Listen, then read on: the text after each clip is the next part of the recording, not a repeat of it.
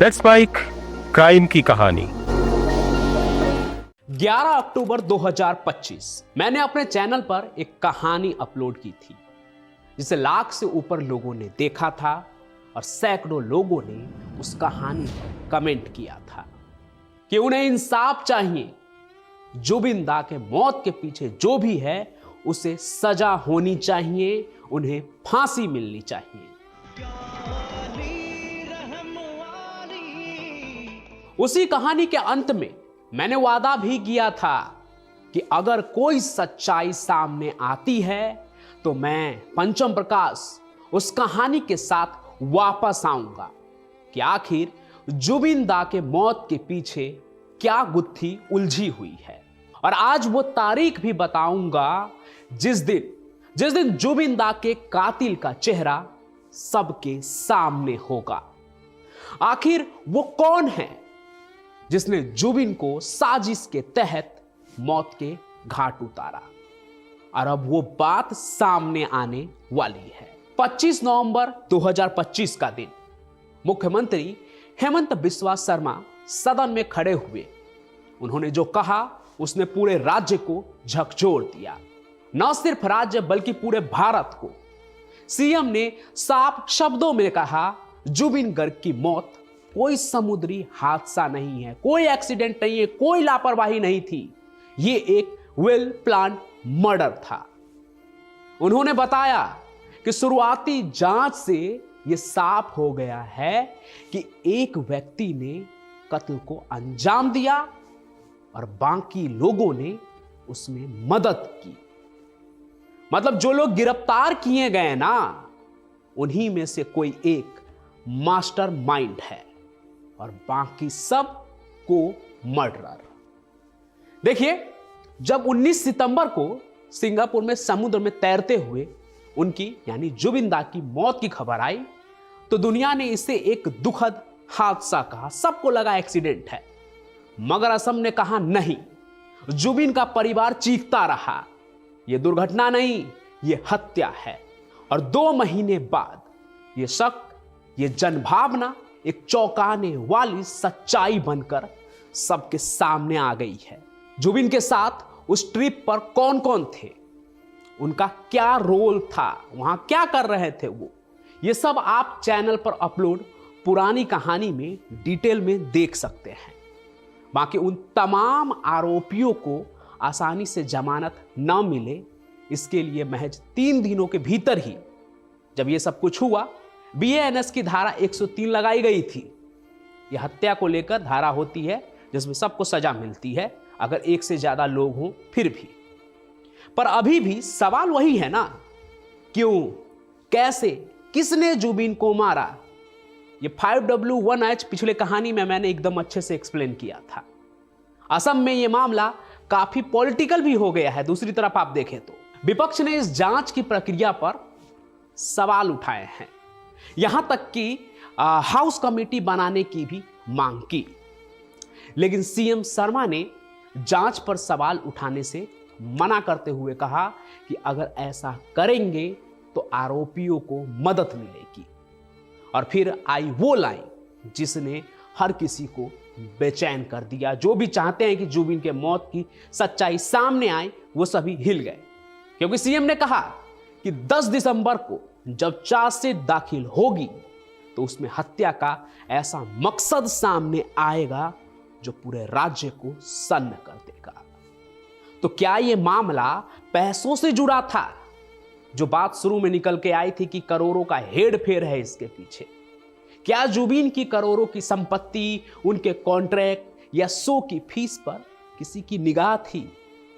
कोई बाज निगाह लगा बैठा था? या क्या जुबिन को किसी ऐसे जाल में फंसाया गया जहां नशा यानी शराब हत्या का हथियार बनी? क्योंकि जांच में अब तक पता चला है कि उस रात जुबिन को शराब पिलाई गई थी और फिर नशे की हालत में उन्हें पानी में धकेला गया था। अब यह धकेला जाना किस तरफ इशारा करता है?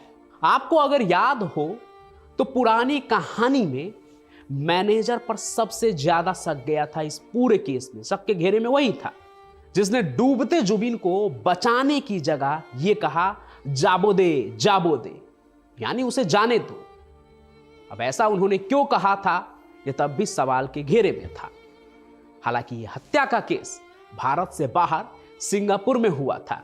ऐसे में जांच के धागे खींचना कोई आसान काम नहीं है कि भारत से सिंगापुर तक जांच की जाए। मगर सीएम ने बताया कि इस केस को भारत में चलाने के लिए गृह मंत्री अमित शाह ने बीएनएस की धारा 208 के तहत मंजूरी दे दी थी।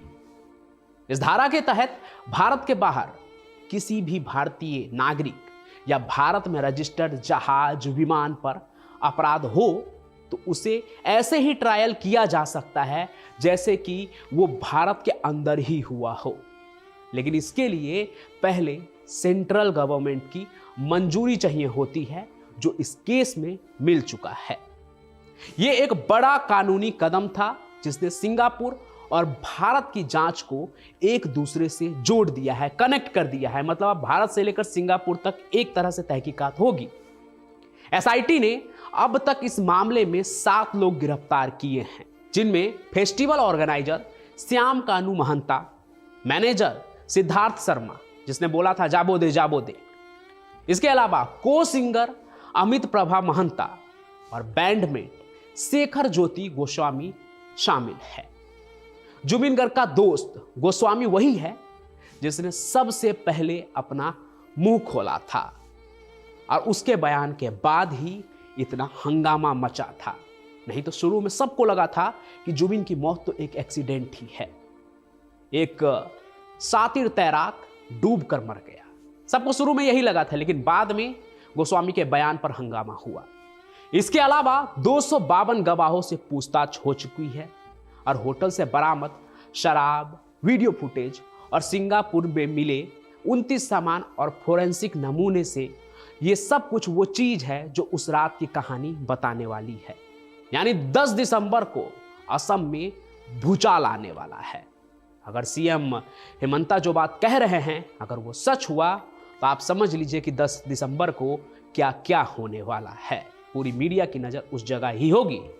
आज असम की जनता पूछ रही है, अगर साजिश इतनी साफ है तो असली मास्टरमाइंड पहले ही क्यों नहीं पकड़ा गया?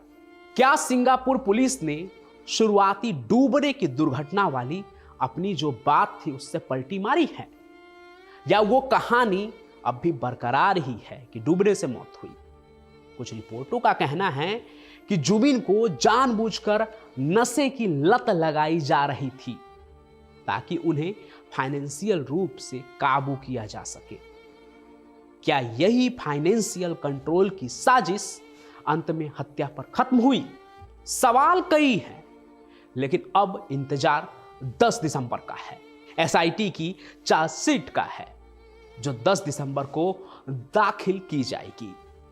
असम के सीएम ने तो इसे एक ऐसी फाइल बताया है जिसे अदालत में चुनौती देना मुश्किल होगा। मतलब कोई सामने से आकर कह नहीं पाएगा कि नहीं भाई ये झूठी बात है, ये मर्डर नहीं है, ये तो दुर्घटना ही है।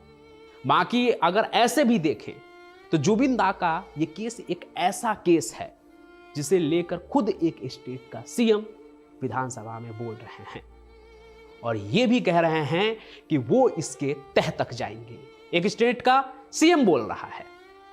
बेशक इसके पीछे राजनीति भी हो सकती है, लेकिन जुबिन गर्ग की मौत सिर्फ एक व्यक्ति की मौत नहीं है, यह उस आवाज की हत्या है जिसके बिना असम जी नहीं सकता है।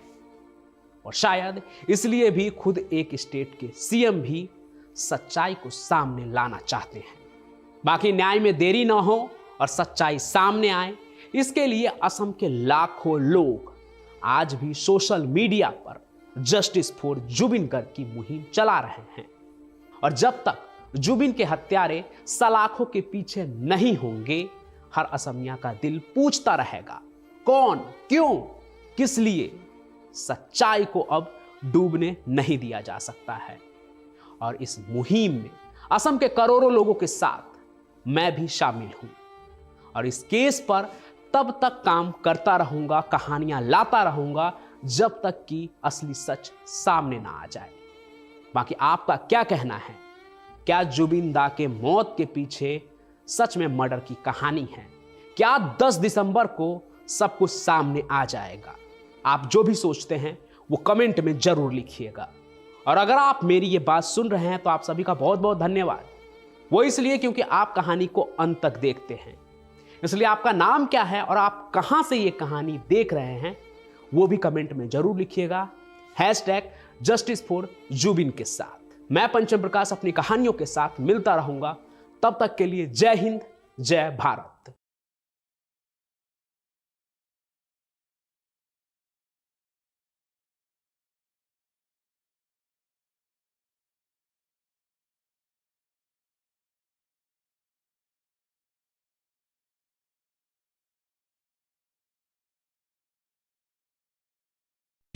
आप सुन रहे थे let's mic more than radio.